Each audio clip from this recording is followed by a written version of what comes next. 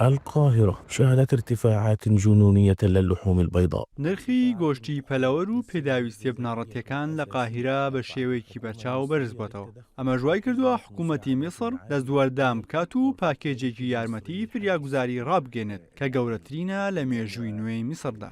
وەزیری دارایی میسر لە کۆنگرەیەکی ڕۆژنامەوانیدا لە ئەنجومەنی وەزیران ویستی حکوومەتی بۆ تەرخانکردنی دارایی بە پەلا پشتڕاست کردەوە بە مەرجێک کە کاریگەری لەسەر بودجەی گشتی دەوڵات دروست نەکات.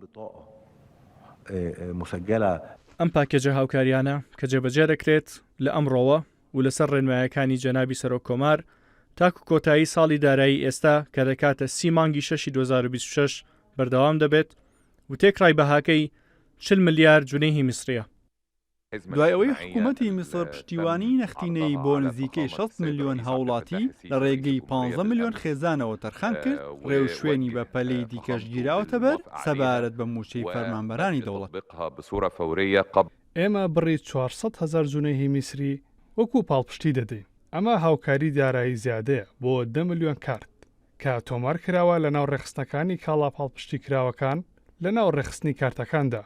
هەوڵ دەدرێت بە وردیەکی زۆر ئەم 10 ملیۆن کارتە بکرێتە ئامانج. 10 ملیۆن کارت واتە 10 ملیۆن خێزان بۆ ماوەی 2 مانگ 400,000 جونەی میسری وەردەگرن.